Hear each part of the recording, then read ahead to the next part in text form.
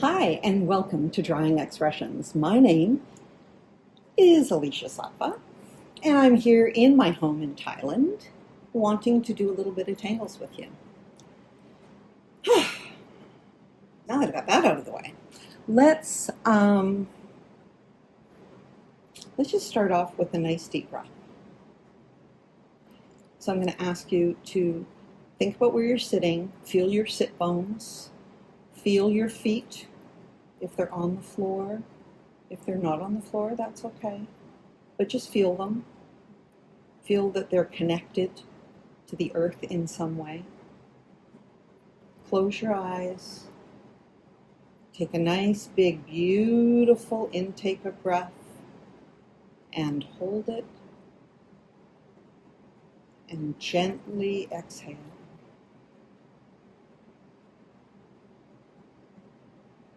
And let's do that again. Another big, beautiful intake of breath. Hold it. And release.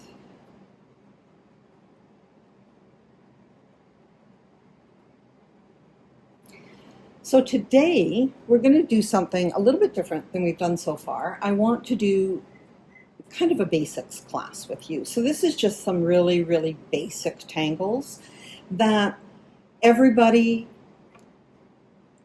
it's good to know. It's good to know. Let's just say that. It's good to know. So this is closer to an actual ZenTangle class than I normally teach. We're going to use more of the methods of ZenTangle. Not all of them, but some of them. So normally at the beginning of a live class, when I have people in the classroom in person, we connect with our tools and we do a meditation and we ground ourselves, and it's really beautiful. We spend about 15 minutes. I'm not going to do that in this class. But once we do that, then we start to set the space for our drawing. And so the way that we set that space is we want to start off, and I'm going to start off with my lightest marker that I have today. And we're going to create 4 dots for 4 corners to create a smaller piece of art. So instead of like going throughout this entire page, I'm going to challenge myself a little bit. I'm going to use this spot as a corner, the actual corner as a corner, and then coming in, I'm not going to give myself all that much space. Here, I'm going to go right here because I want it to be a little wonky. Can't be too correct for me. So now I've got my 4 corners. And you can draw this on any size piece of paper, but if you're new to this, I highly recommend that you work smaller, not bigger. Because if you work on a smaller piece of paper, you'll get it completed. If you work on something really big, it takes a really long time to fill a large piece of paper. So don't do that to yourself. Instead, let's step back and make this a little bit more simple. So we've got our 4 dots down. And so now I'm going to just create a line, and I want to use this because I want to use it like a brush pen and create a beautiful, like more juicy, succulent line between, because I'm going to use that in my art. There we go. So the outside edges can have this beautiful succulent line as well, because it could go all the way around. There really isn't any shoulds. A wise woman many years ago, I was in my 20s, so yeah, 35 years ago, told me that shoulding on yourself is like shitting on yourself. And she's like, so don't ever should on yourself. So ever since then, I try not to use the word should. So remember that. Don't should all over yourself. Instead, you could. You might wanna, but you never have to. You always have a choice. All right, so now we've got that down. we've got the sort of a nice gentle border that we don't have to stay within. We can work outside of this border, but now we have a border that we can work within. And so I'm going to take another color, and now we do something called a string. And so the string, the idea is that now you have this little piece of paper, this little section. Now we're going to break it down into even smaller sections so that they're bite-sized chunks, and it's not quite so much work to fill it. So we're going to start from one corner, and I'm going to do the same thing, sort of that nice, gentle undulation of line. But the idea is that you would like separate into 3 or 4 spaces. So I'm just going to do space over here. There. That's a interesting enough shape. The nice thing about a string, if you actually want to work with your string a lot, is that you can sit and just close your eyes and then just draw on your page and then fill in all of those spaces.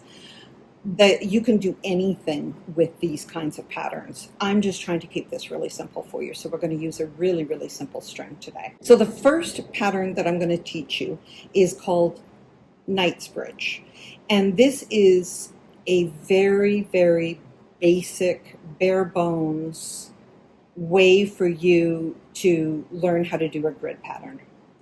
And so when we're doing a grid pattern, we want to think about the fact that all of our lines are not necessarily straight, and all of our spaces aren't perfect for grids.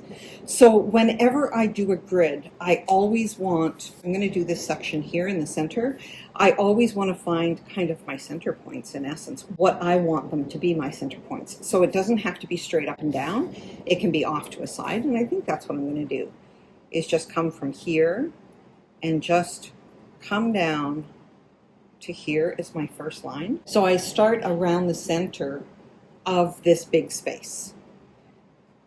Now I want to go from side to side, and I want to create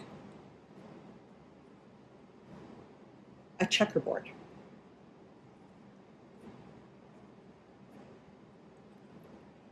So once I get the lines the one way, I'm going to turn my page, because we always want our hand to be comfortable, and I'm going to find my center point again.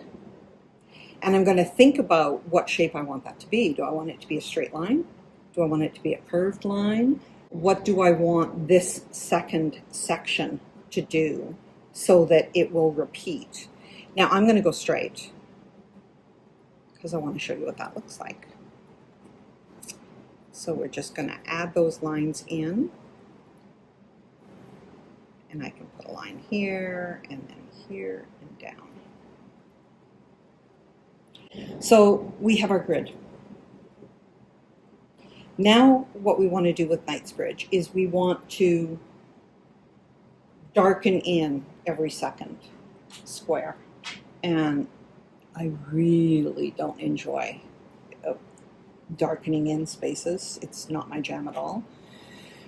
So I'm going to use this marker so that it goes faster for me. And you just pick any one you want. It doesn't matter unless you have one specifically somewhere that you want to be dark, and then start there and create your pattern outwards. But I'm going to show you the easiest way, and that is literally just choosing the one square.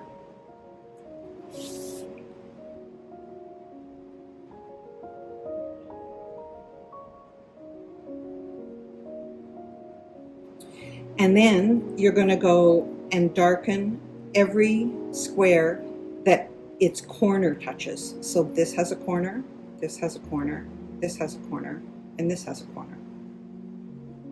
Now I'm going to darken them in.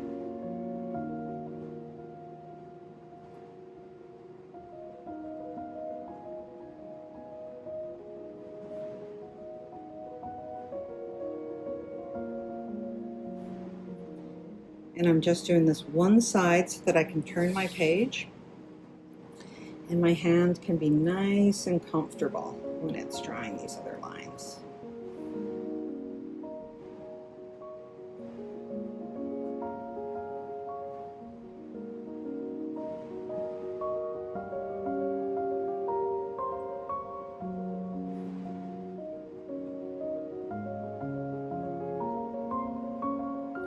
Now you could color this in with your micron if you wanted, and you don't have to color them in. I've done some different things in some examples for you, but you can do stripes, you can do anything that you want in this other space. And you just continue on until you have all of that checkerboard filled in. So let's remember to breathe. Take your time. This isn't a race. There's no finish line. It's the journey.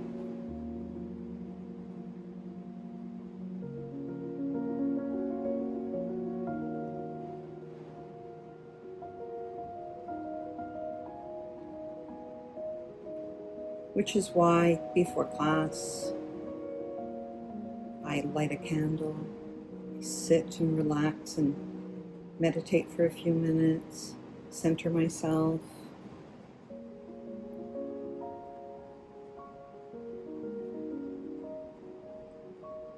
Now normally I would be turning this page, but I want to hold it in one consistent space for you for recording. But just keep that in mind that normally you would be turning this page so that it would be most comfortable for you.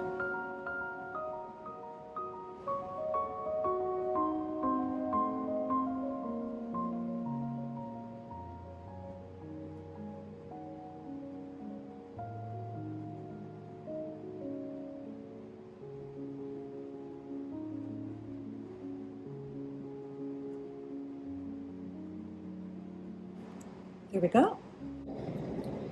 So that is Knightsbridge, and Knightsbridge is a really, really nice grounding tile.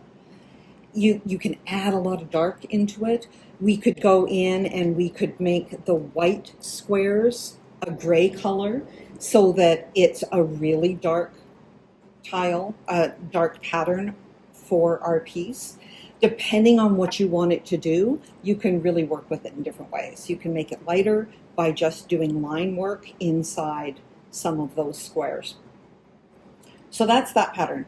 Now I'm going to show you the next pattern I want to teach you, which is Crescent Moon. Now, Crescent Moon, the reason that this is one of the first tangles that we teach is because it teaches you the concept of aura. So I'm going to go ahead and do, let's see, where do we want it going? Let's have it on the top. It makes it easy. So I'm going to come up, and I want this nice gray space to be in between. I'm not going to add it as part of my piece. So instead, I'm just going to come in and I'm going to add these little half ladybugs. And they can be any size that you want them to be, but it's just a little half ladybug, and you're going to darken it in. Now, when you darken in with your tools, try not to scrub.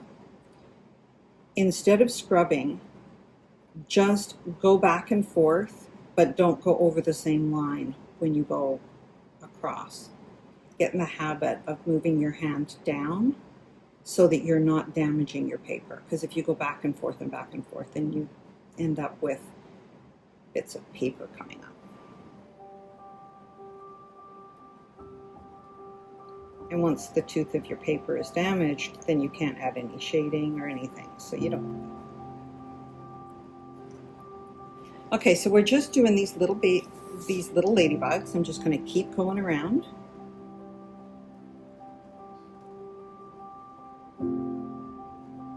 And again, they can be any shape you want, as big or as small as you want them to be.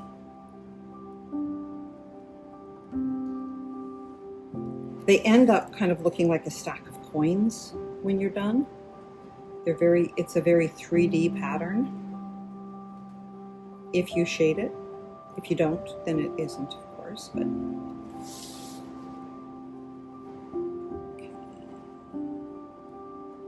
did everything I could to get this table to stop shaking every time I lift my hand. It just was not successful today. So I do apologize if there's any shaking that happens with the camera. I'm trying to hold the table steady.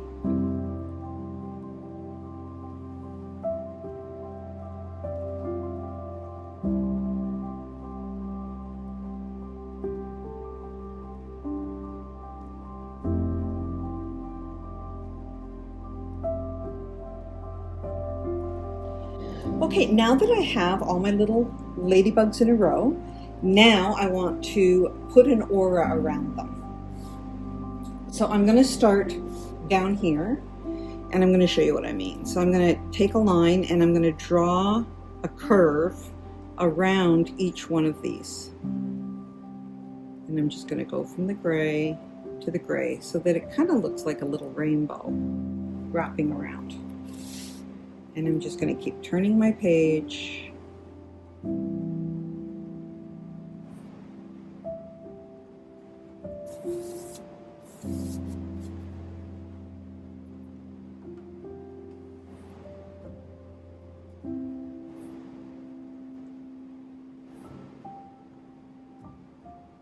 Okay, so I've done each one once. And I really like the way that looks, quite frankly. And I would leave it like that if I wasn't teaching you a basics class. So we'll keep going because I want to show you what I'm talking about. Okay, so we're going to go back to the first one that we did, and now we're going to draw another line around it. And we're going to go to the next one, and we're going to draw a line around it. And the first time that our lines meet up with another line, we're going to allow them to join. So I'm going to go around, but I'm not going to force them to join. I'm just going to keep doing the auras, and the line that I've drawn is the line that's in front. So like right here, we want to do a pause before we go around.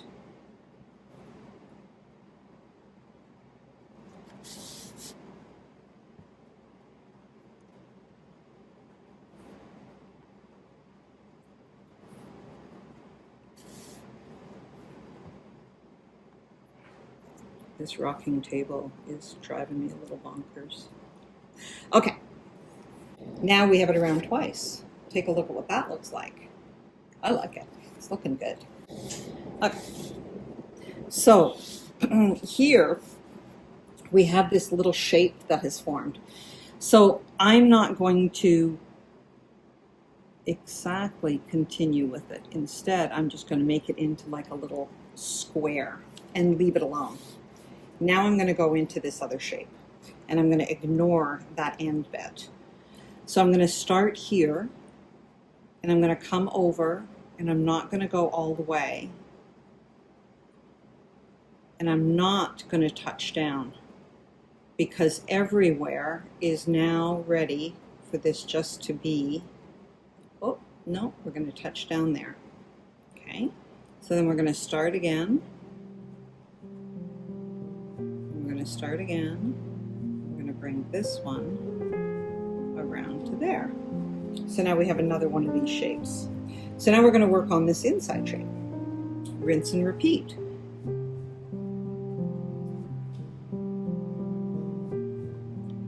So you can fill this shape in, going in all the way to the center, or you could just fill it in black.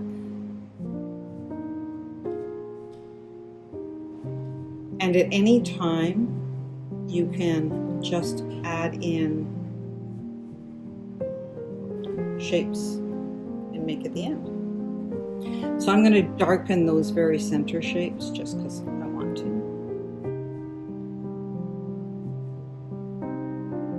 No other reason than that. Just, you know, I want to. So that's that pattern. And you can see, some ink on me, you can see how it can become three-dimensional. Now, normally I wait until the end to do any shading, but I'm going to add the shading in right now in case you're watching this video and you only want to learn how to do this tangle. And that way you can just go on with your day. So I'm going to start off bringing in the gray coming up to each of the points.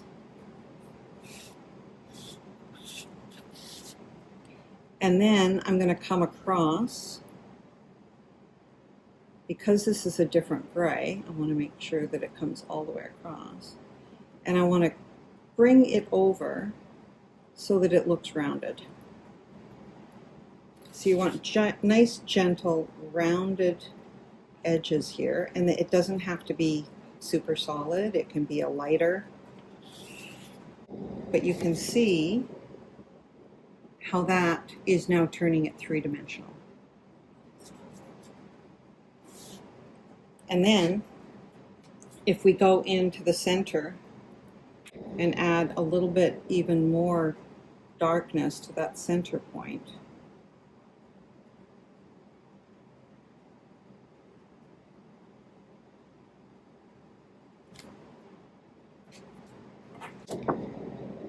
it becomes more three-dimensional.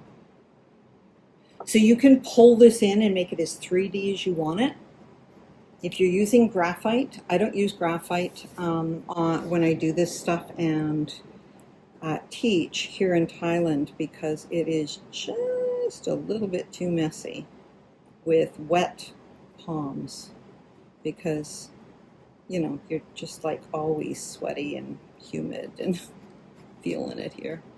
So I use markers instead, but it's beautiful with graphite.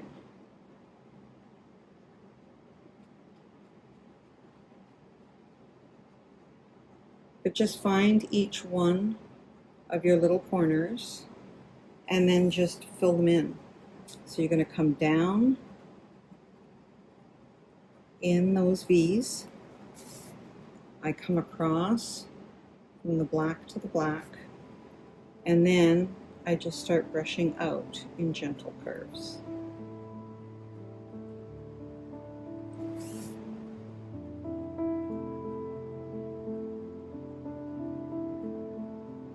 So I'll remember to breathe. Oh, our bodies love oxygen.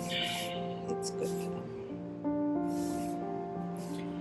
Okay, so I can see that I brought this one up higher than I did the other one. So all I'm going to do is go in and add some more gray to these other ones. And now they're all same.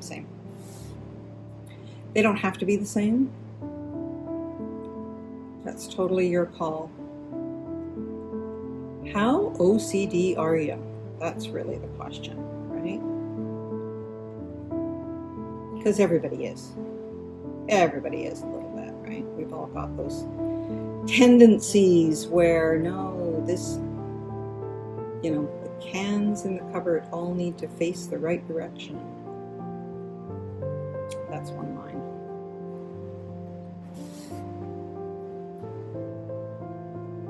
There we go. This line comes down here, around. And just keep going in that circular shape. But remember, you want to leave white, because if there's no white, then it's all dark and it's just muddy. So part of creating a tile with ZenTangle is that, and tangling in general, quite frankly, is that you want to think about the different values, the different darknesses that you have in the piece that you're creating. And you want really dark, you want mid-tone, and then you want really light. And it allows your eye to dance across the piece. If you have too much dark or too much light or too much mid-tone, your eye just gets stuck. It doesn't know where to go. So you want to help the person's eye travel around. And the easiest way to do that is just to have a mixture of tones. So we want to keep that in mind when we're doing this. This is quite a dark gray that we have working to get the 3D look on this, which we need. And we've got the Knight's Bridge, which has the darkness in it. So as we're thinking about the next tangles that we want to add, we want to consider, okay, so what exactly do we need on this piece now? Do we need light? Do we need something darker to ground it? You have to make those decisions at this point.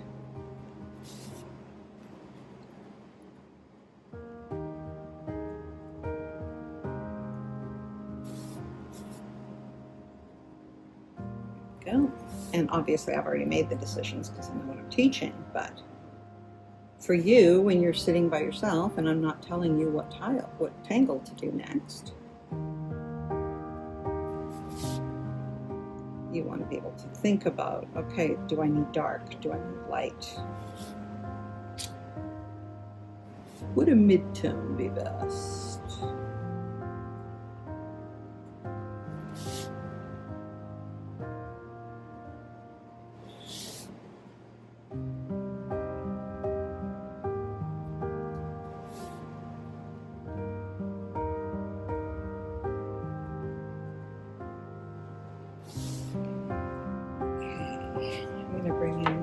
Just because I did the black on the one, I wouldn't have done it on all of them. I kind of like it the way it is, but I'm going to add in the black on a few more so that it makes a little bit more sense.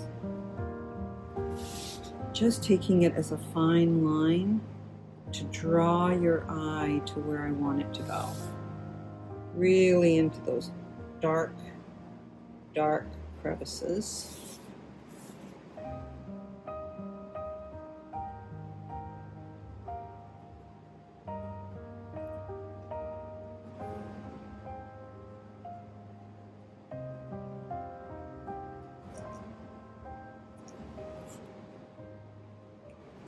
All right, let's see.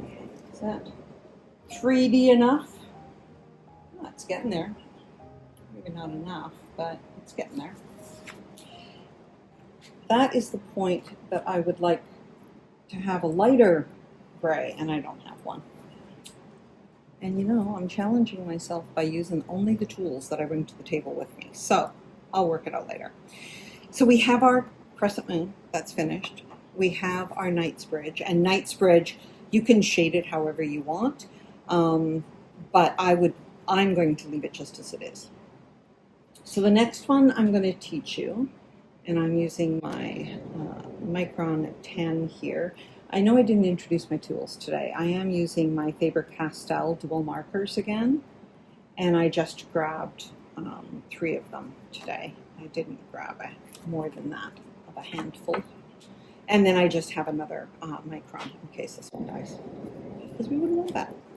Okay, so the next one I'm going to teach you is called Tipple.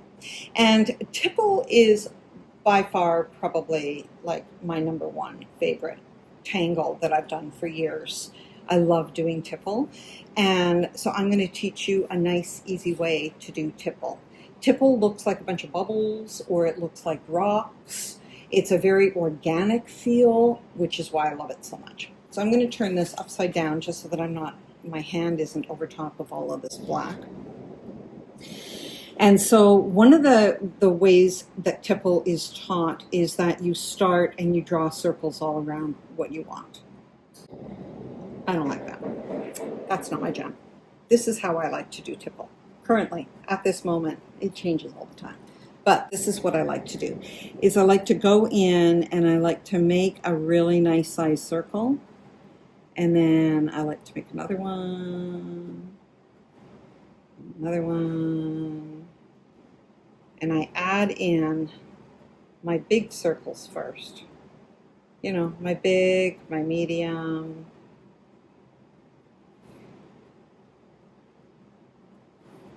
Because this way, you can just relax.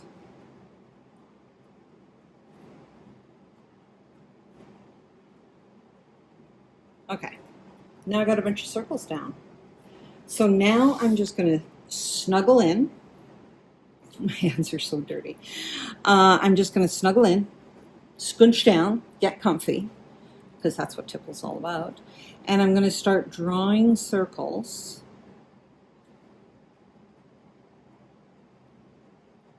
to fill in the rest of the space.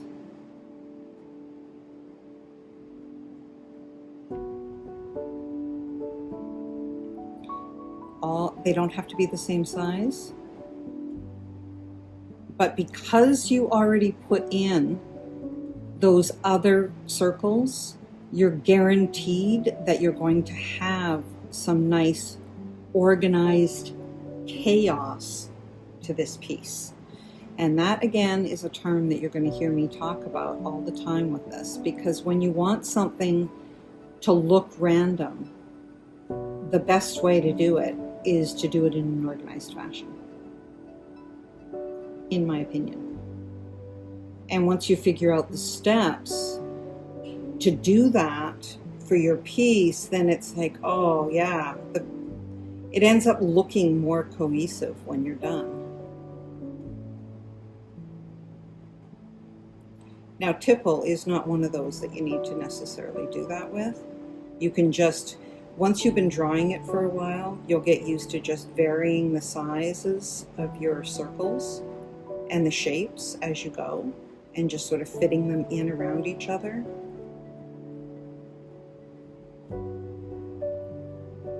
But if you start off by putting your larger shapes down, then you're guaranteed that you're not going to forget to put the bigger shapes in. And you don't just want all bigger shapes, because if all of your tipples are large, then it doesn't give the same dimension. So you want to have big and you want to have small. And for Tipple, you really want a variation. Like, for me, that's pretty essential. Anytime you start going exactly same with the size of your circles, then you're doing a different pattern. And there's lots of patterns out there that require you to do the same, and they're gorgeous, but they're not Tipple.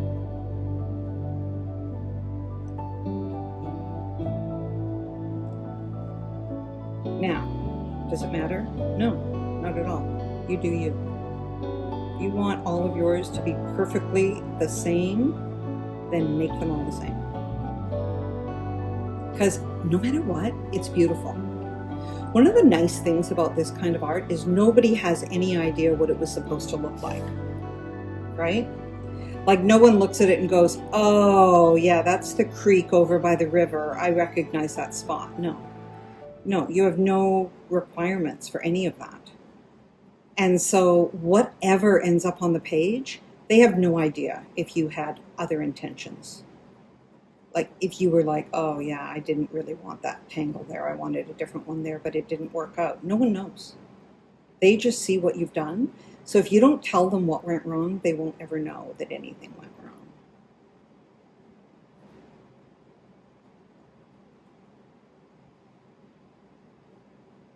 Or you can say, wow, I had planned on doing this. Isn't it wonderful that I took this mistake? I took this mistake and I turned it into an opportunity. And that's what we believe in the ZenTangle method, is that there are no mistakes, there are only opportunities.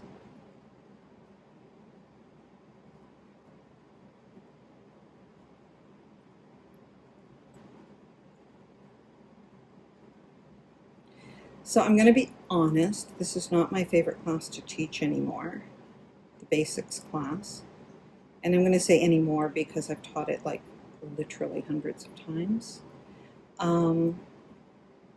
But I really wanted to teach it to you guys, because if any of you are new to ZenTangle, I really highly recommend that you take a class with an instructor in person. They aren't very expensive, and it's a wonderful opportunity. But if you don't have that opportunity, if maybe you don't leave the house, you don't want to go to an in-person class, I totally get that. Let's do those basics here. So that's why we're doing this today.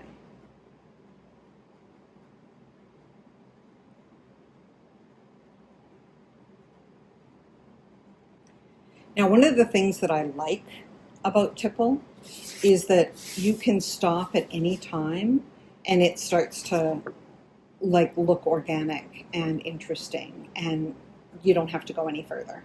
And I really like how this is. I'm going to leave it open. Now, one of the things that I really like to do is I like to work outside the border. So I'm going to bring some of my Tipple bubbles out here.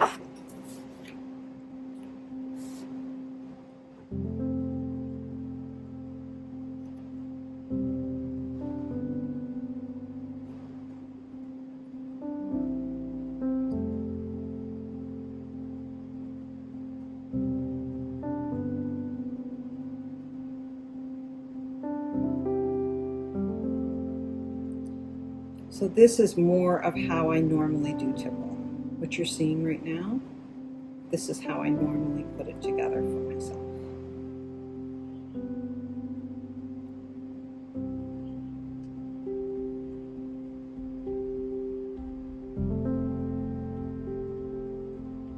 It's not a lot of thought, it's just movement of the hand.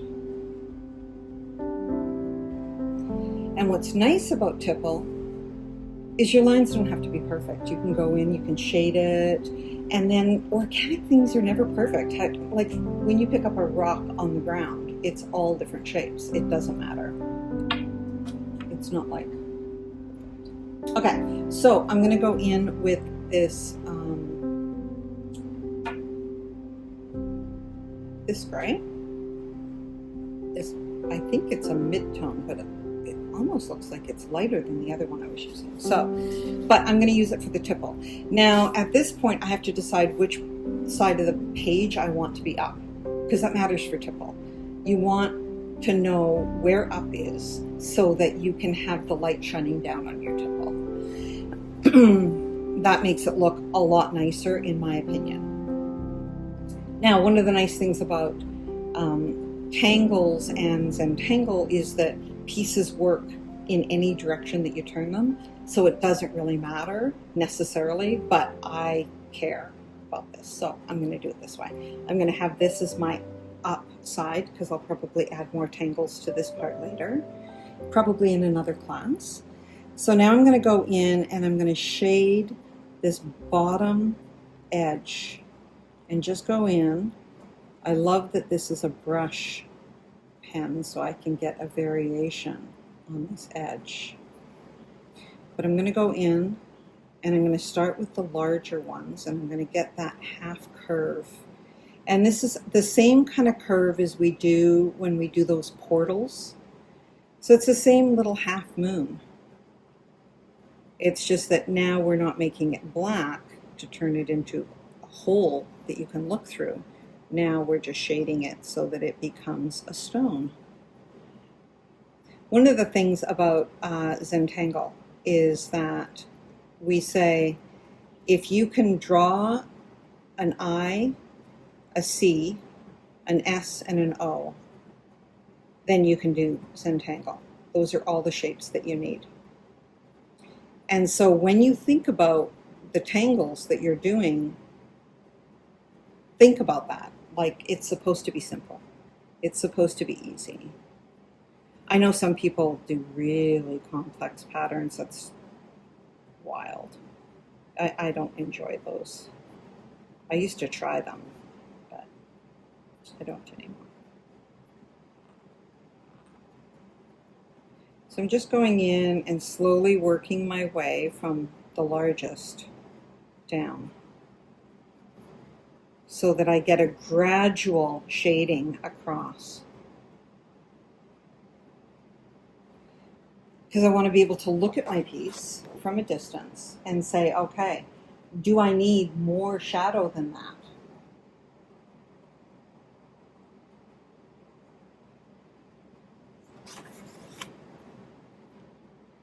And the answer is yes. So I'm going to go in and I'm going to add an extra line on some of these at the bottom, just darkening it a bit, because I don't want to go in with a darker color yet. I want to just do an extra line. Just make a few of these a lot heavier so that they're weighted down a bit more. I don't want it too light, because that Knight's Bridge and the Crescent Moon are quite dark. So I don't want to go too dark, but I also know that you know, you need that depth in your tipple, or you just you don't get that beauty in it. Okay, so I've got those stones. Now, here's what I want you to do with your smaller stones, and I want you to just trust me because it looks really good. So when you've got these clusters of smaller stones, just go in and more or less shade them completely. I'm going to show you the difference. So I've done that here, where I've shaded all the darker stones completely. So do you see how this looks different than this? So now you make your choice. Do you want this to stay bright, or do you want it to go dark? Or do I only want the ones that have fallen out to be dark? See, now I have choices to make. Now I'm going to go darker with these, but only on some corners, because I do really like the way that that this is popping on screen. It's looking really good. So I want it to stay that way. So I'm just going to come around my bottom edge here.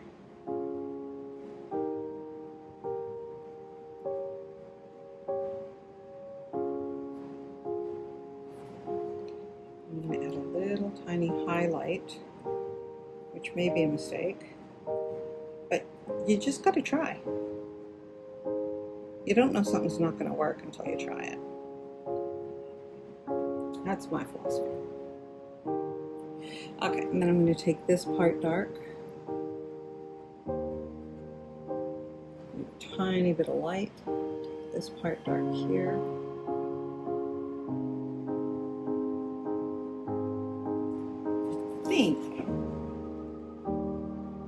I think that's shaded pretty good. Can't say I love the little dots on the tipples, but I do have another pattern to teach.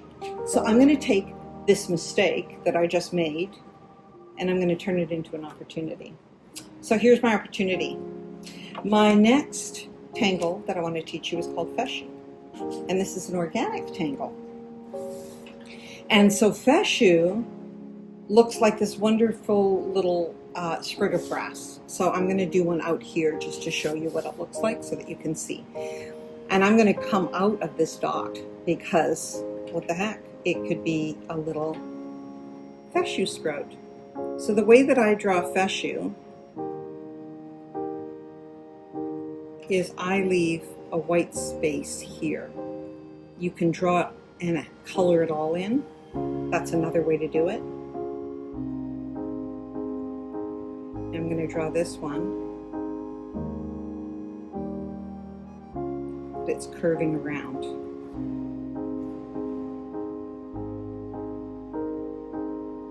So now I'm going to draw a fescue out of these little dots. Certainly not what I planned to do, but that's what I love about this, is that you have unexpected opportunities. Like, I wouldn't have done that if I hadn't made that quote-unquote mistake. So every mistake is an opportunity. And that's how it always is in art, isn't it? So you want to figure out on this bottom part, what do you want? Which ones do you want to be in the front, and which ones do you want to be maybe behind? These ones are going to be tricky. I'm not quite sure how I'm going to do them yet. So I'm going to just start with this and bring it out here like this. And then this one, I'm going to bring it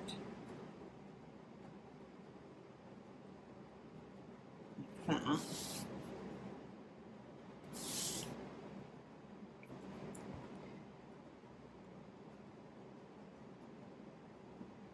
And if you're wondering, the answer is yes. I usually end up doing most of my art on a diagonal. I have a very hard time doing things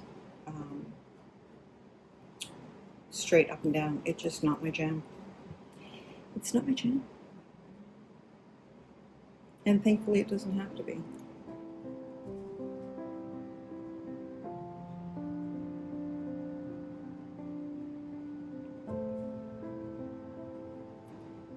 So I'm pulling a few of these and making them over top of the other ones.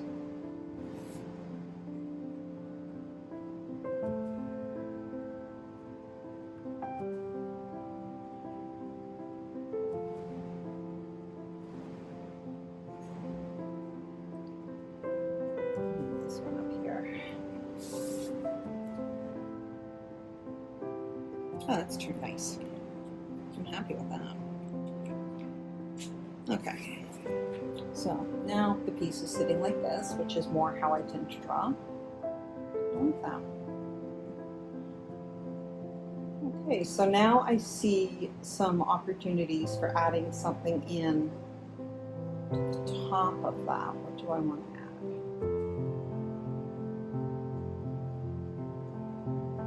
I'm not sure. I think I'll leave it like that. You know what? I'm going to add my little sparkles, and then I'm going to leave it for today. I'm not going to add very many sparkles because the next class I do, I'm going to work on this tile and we'll complete it. So that'll be fun. So I'm going to add a few sparkles. So I love to add my little circle with my 5, 6, whatever dots around. Sometimes my circle's solid, sometimes it isn't. Today it isn't a solid circle. It's a circle with a hole in it.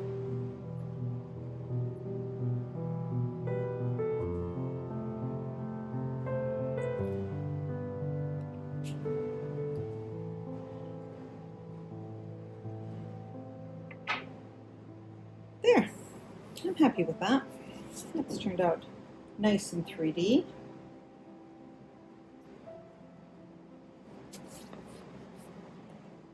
So thank you for hanging out with me and doing a basics class.